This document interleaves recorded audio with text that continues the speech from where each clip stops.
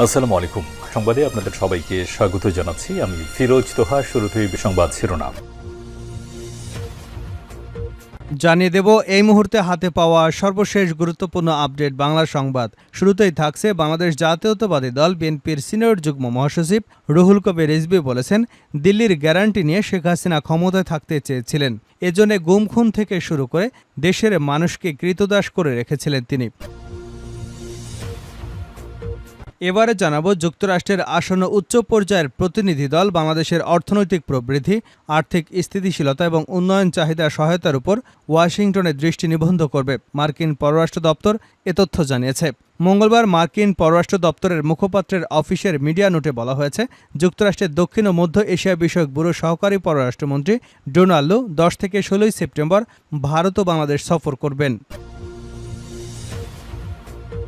জানাবো বহাল তবিয়তে আসাদুজ্জামান ও হারুন সিন্ডিকেট। পুলিশে এখনও বহাল তবিয়তে রয়েছেন সাবেক স্বরাষ্ট্রমন্ত্রী আসাদুজ্জামান খান কামাল এবং তার সিন্ডিকেটের অন্যতম হোতা সাবেক পিএস হারুনা রশিদের প্রেতাত্মারা। এদের মধ্যে 14 জেলার পুলিশ সুপার, এসপি সহ অনেকের বিরুদ্ধে বৈষম্য বিরোধী ছাত্র আন্দোলনে ছাত্র জনতাকে গুলি করে হত্যার মতো অভিযোগ রয়েছে। তবে রহস্যজনক কারণে এই 14 জেলার পুলিশ সুপাররা এখনও বহাল তবিয়তে রয়েছেন। এদিকে পুলিশের elite force rapid action battalion বলছে, সম্প্রতি রাষ্ট্রবিরোধী কিছু অপশক্তি দেশে উগ্রবাদ ছড়াচ্ছে বলে অপপ্রচার চালাচ্ছে। এর মাধ্যমে এই অপশক্তি দেশের আইনশৃঙ্খলা পরিস্থিতির অবনতির চেষ্টা চালাচ্ছে। বুধবার র্যাবের আইন ও গণমাধ্যম শাখা থেকে পাঠানো এক বিজ্ঞপ্তিতে এ তথ্য জানানো হয়। জানিয়ে দেব সাবেক প্রধানমন্ত্রী শেখ হাসিনার বিদ্যুৎ, জ্বালানি ও খনিজ সম্পদ বিষয়ক উপদেষ্টা ডক্টর তৌফিক ইলাহি চৌধুরীর 4 দিনের রিমান্ড মঞ্জুর করেছেন আদালত। এবং সর্বশেষ জানাবো আন্তর্জাতিক সংবাদ। মণিপুরে 2000 অতিরিক্ত পুলিশ পাঠাচ্ছে মোদী সরকার। ভারতের পূর্বাঞ্চলীয় রাজ্যে মণিপুরের সাম্প্রতিক সহিংসতা মোকাবেলায় কেন্দ্রীয় বাহিনীর আরও 2টি ব্যাটালিয়ন পাঠানোর সিদ্ধান্ত নিয়েছে মোদী সরকার। এতক্ষণ শিরোনাম শুনছিলেন, এবার বিস্তারিত। প্রিয় দর্শক, আপনি যদি এই চ্যানেলে নতুন হয়ে থাকেন, ভিডিওটি দেখতে দেখতে চ্যানেলটি সাবস্ক্রাইব করে আমাদের সঙ্গেই থাকুন। আর এই ভিডিও সম্পর্কে আপনি আপনার মূল্যবান মতামতটি কমেন্ট বক্সে জানিয়ে দিন। আর হ্যাঁ প্রিয় দর্শক, জানিয়ে দিন ভিডিওটি কোথা থেকে দেখছেন। দিল্লির গ্যারান্টি নিয়ে শেখ হাসিনা ক্ষমতায় থাকতে চেয়েছিলেন রিজভী। বাংলাদেশ জাতীয়তাবাদী দল বিএনপির সিনিয়র যুগ্ম মহাসচিব রুহুল কবির রিজভী বলেছেন, দিল্লির গ্যারান্টি নিয়ে শেখ হাসিনা ক্ষমতায় থাকতে চেয়েছিলেন। এজন্য গুম খুন থেকে শুরু করে দেশের মানুষকে ক্রীতদাস করে রেখেছিলেন। সিলেটে পুলিশের গুলিতে নিহত সাংবাদিক এটিএম তোবারের বাসভবনে বুধবার বিকেলে নিহতের পরিবারের সঙ্গে সাক্ষাৎ শেষে সাংবাদিকদের সাথে আলাপকালে রিজভী এসব কথা বলেন। রিজভী বলেন, দিল্লি এদেশের অপরাধীদের আশ্রয় দেয়, কিন্তু সীমান্তে বাংলাদেশের মানুষকে হত্যা করে। আওয়ামী লীগ দেশকে লাশের রাজ্যে পরিণত করেছিল। দেশের সম্পদ লুট করে পার্শ্ববর্তী দেশের ফায়দা করেছে শেখ হাসিনা। এ সময় তিনি বলেন, প্রশাসনে এখনও দুর্নীতিবাজরা রয়ে গেছে। তাদের হাতে প্রচুর টাকা, তারা যে কোনো সময় স্যাবোটাজ করতে পারে। দেশে এখনও আওয়ামী লীগের ঘাতকরা রয়ে গেছে। পরাজিত ঘাতকরা যাতে মাথাচাড়া দিতে না পারে সেদিকে খেয়াল রাখবেন। সেজন্য অন্তর্বর্তীকালীন সরকারকে সাবধান থাকতে হবে, যাতে শহীদদের আত্মত্যাগ বৃথা না যায়। একটি গোষ্ঠী দেশকে অস্থিতিশীল করবার চক্রান্ত করছে। এদেশকে স্থিতিশীল করতে দ্রুত নির্বাচনের তাগিদ দেন তিনি। রিজভী আরও বলেন, মুক্ত চিন্তার মানুষদেরকে হয়রানি করতে ডিজিটাল নিরাপত্তা আইন বাতিল করতে হবে। জনগণের ক্ষমতা জনগণের হাতে দিতে হবে। এছাড়া আর যত কালাকানুন আছে তা এখনও বাতিল হলো না কেন, এমন প্রশ্ন তুলেছেন তিনি। যুক্তরাষ্ট্রের সঙ্গে আলোচনায় প্রাধান্য পাবে বাংলাদেশের অর্থনৈতিক স্থিতিশীলতা, জানালো মার্কিন পররাষ্ট্র দপ্তর। যুক্তরাষ্ট্রের আসন্ন উচ্চ পর্যায়ের প্রতিনিধি দল বাংলাদেশের অর্থনৈতিক প্রবৃদ্ধি, আর্থিক স্থিতিশীলতা, উন্নয়ন চাহিদা সহায়তার উপর ওয়াশিংটনে দৃষ্টি নিবদ্ধ করবে। মার্কিন পররাষ্ট্র দপ্তর কথা জানিয়েছে। মঙ্গলবার মার্কিন পররাষ্ট্র দপ্তরের মুখপাত্রের অফিসের একটি মিডিয়া নোটে বলা হয়েছে, যুক্তরাষ্ট্রের দক্ষিণ ও মধ্য এশিয়া বিষয়ক ব্যুরো সহকারী পররাষ্ট্রমন্ত্রী ডোনাল্ড লু 10 থেকে 16 সেপ্টেম্বর ভারত ও বাংলাদেশে সফর করবেন।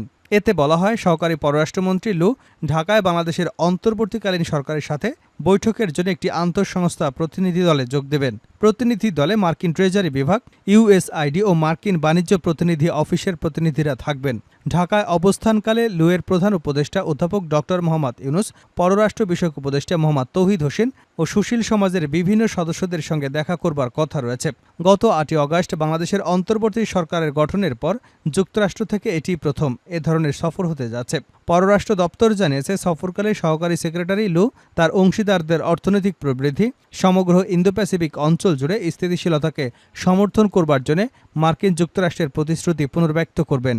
ভারতে তিনি ইউএস ইন্ডিয়া বিজনেস কাউন্সিল আয়োজিত ইন্ডিয়া আইডিয়াস সামিটে উন্নয়ন, নিরাপত্তা এবং নারীদের অর্থনৈতিক ক্ষমতায়নের বিষয়ে মার্কিন ভারত সহযোগিতার বিষয়টি তুলে ধরবেন। এখনও বহাল তবিয়তে আসাদুজ্জামান এবং হারুন সিন্ডিকেট। পুলিশে এখনও বহাল রয়েছেন সাবেক স্বরাষ্ট্রমন্ত্রী আসাদুজ্জামান খান কামাল এবং তার সিন্ডিকেটের অন্যতম হোতা সাবেক পিএস স্বরাষ্ট্রমন্ত্রী হারুনা রশিদের প্রেতাত্মারা। এদের মধ্যে 14 জেলায় পুলিশ সুপার, এসপি সহ অনেকের বিরুদ্ধে বৈষম্যবিরোধী ছাত্র আন্দোলনে ছাত্র জনতাকে গুলি করে হত্যার মতো অভিযোগ রয়েছে। আর রহস্যজনক কারণে এই 14 জেলার পুলিশ সুপাররা এখনও বহাল তবিয়তে। দেশের 64 জেলার মধ্যে 50 জেলায় নতুন এসপি নিয়োগ দেওয়া হলেও যারা একসময় পুলিশের মাস্টার মাইন্ড এসবির প্রধান মনিরুল ইসলাম, ডিএমপির কমিশনার হাবিবুর রহমানের আস্থাভাজন হিসেবে পরিচিত ছিল, তাদের বদলি করা হচ্ছে না। এদের প্রায় সবাই ছাত্রলীগের ক্যাডার পরিচয়, বিগত সরকারের সময় দাপটের সাথে পুলিশে চাকরি করেছেন। এখনও তাদের অনেকের পরামর্শেই চলছে পুলিশের মতো সবচেয়ে জনগুরুত্বপূর্ণ এই বাহিনী। অথচ পুলিশের এই কর্মকর্তারাই স্বরাষ্ট্রমন্ত্রী আসাদুজ্জামান খান কামাল এবং তার সিন্ডিকেটের অন্যতম হোতা সাবেক পিএস হারুনা রশিদের ভয়াবহ দুর্নীতিতে নানাভাবে সহায়তা করেছেন, নিজেরাও গড়েছেন দুর্নীতির পাহাড়। সম্প্রতি সরকারের উচ্চ পর্যায়ে পাঠানো একটি গোয়েন্দা সংস্থার প্রতিবেদনে এসব তথ্য উঠে এসেছে। ওই প্রতিবেদনের সূত্রে জানা গেছে, বৈষম্য বিরোধী ছাত্র আন্দোলন চলাকালে গত জুলাই ও আগস্টে শিক্ষার্থীসহ সাধারণ মানুষের উপর নির্বিচারে গুলি চালিয়েছিল পুলিশের একটি বড় অংশ। এসব গুলির ঘটনায় ছাত্রলীগ সহ বিভিন্ন শ্রেণী পেশার অন্তত 1000 মানুষ নিহত হয়েছে, আহত হয়েছেন কয়েক হাজার। আন্দোলনে গুলি চালিয়ে লাশ ফেলার মাস্টার মাইন্ড হিসেবে কাজ করেছেন শতাধিক পুলিশ কর্মকর্তা। প্রতিবেদনে বলা হয়েছে, দেশের 64 জেলার মধ্যে 50 জেলায় নতুন এসপি নিয়োগ দেওয়া হলেও 14 জেলায় ছাত্রলীগের ক্যাডার হিসেবে পরিচিত পুলিশ কর্মকর্তারা এখনও বহাল তবিয়তে রয়েছে। এদের বিরুদ্ধে নানা ধরনের অভিযোগ রয়েছে। বিগত সরকারের সময় যারা গুম, খুন, অপহরণ সহ বিএনপি জামায়াতের রাজনীতির সঙ্গে সম্পৃক্ত ব্যক্তিদের গ্রেপ্তারে ও নির্যাতন করেছেন, তাদের দ্রুত বদলি করা প্রয়োজন। জেলায় এসপি হিসেবে ব্যাপক দুর্নীতির অভিযোগ রয়েছে এসব কর্মকর্তাদের বিরুদ্ধে। এর মধ্যে গোপালগঞ্জ জেলার পুলিশ সুপারও রয়েছেন। অন্যান্যদের মধ্যে রয়েছেন SP Netrokona, SP Jamalpur, SP Lakshmipur, SP Barishal, SP Panchagarh, SP Thakurgaon, SP Nilphamari, SP Meherpur, SP Bandarban, SP Rangamati, SP Chandpur, SP Noakhali ও এসপি শরীয়তপুর। সূত্র জানায়, এছাড়া হাইওয়ে পুলিশের প্রধান 15 ব্যাচের কর্মকর্তা, অতিরিক্ত আইজিপি শাহাবুদ্দিন খান বৈষম্যবিরোধী ছাত্র আন্দোলন দমনে পুলিশ হেডকোয়ার্টার্সে পলিসি মেকারদের সঙ্গে একযোগে কাজ করেছেন। হাইওয়ে পুলিশকে সরাসরি গুলি করার নির্দেশনা দিয়েছিলেন। নাম প্রকাশে অনিচ্ছুক ডিআইজি পদমর্যাদার একাধিক কর্মকর্তা বলেছেন, অনেক সিনিয়র জুনিয়র কর্মকর্তারা নানাভাবে সাবেক স্বরাষ্ট্রমন্ত্রীর ঘনিষ্ঠ ছিলেন। পরবর্তীতে আইজিপি চৌধুরী আব্দুল আল মামুনের সময় তারা অপেক্ষাকৃত কম গুরুত্বপূর্ণ পদায়িত হয়েছিলেন। নানা কায়দায় তারা বর্তমান সময়ে প্রভাবশালী ব্যক্তিদের কাছে যাওয়ার চেষ্টা করছেন। প্রতিবেদনে উল্লেখ করা হয়েছে, সাবেক স্বরাষ্ট্রমন্ত্রী নিয়োগ বাণিজ্যে সিন্ডিকেটের সরাসরি নেতৃত্ব দেন এবং ব্যক্তিগতভাবে প্রচুর ঘুষ গ্রহণ করে মেধাবী ও যোগ্য প্রার্থীদের নিয়োগ বঞ্চিত করেন। এই সিন্ডিকেটে আরও রয়েছে রেলওয়ে পুলিশের অতিরিক্ত আইজিপি দেবদাস ভট্টাচার্য, রংপুর রেঞ্জের ডিআইজি হিসেবে কর্মকালে বিরোধী দলীয় নেতাকর্মীদের বিরুদ্ধে গায়েবী মামলা রুজু, গ্রেপ্তার, রিমান্ডে এনে অত্যাচারের জন্য সব এসপিকে চাপ প্রয়োগ করে বেআইনি কার্যক্রম সম্পাদনে বাধ্য করতেন। সূত্র জানায়, এপিপিএনের প্রধান হিসেবে কর্মরত ছিলেন 15 পিপিএনের অতিরিক্ত আইজিপি সেলিম মোহাম্মদ জাহাঙ্গীর। ডিআইজি হিসেবে দীর্ঘদিন এনএসআইতে কাজ করেছেন। একই সঙ্গে দিল্লিতে বাংলাদেশ হাইকমিশনে কাজ করেছেন। এপিপিএন প্রধান হিসেবে ফোর্সকে ছাত্রদের উপর নির্বিচারে গুলি চালাতে নির্দেশনা দিয়েছেন।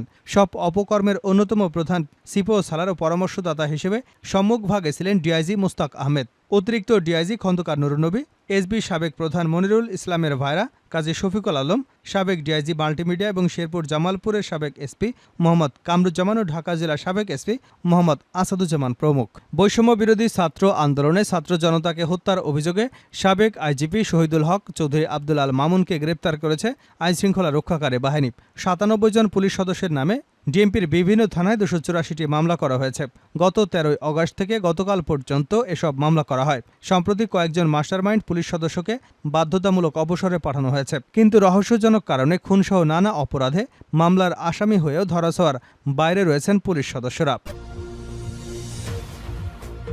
শেষ করছে আন্তর্জাতিক সংবাদ দিয়ে।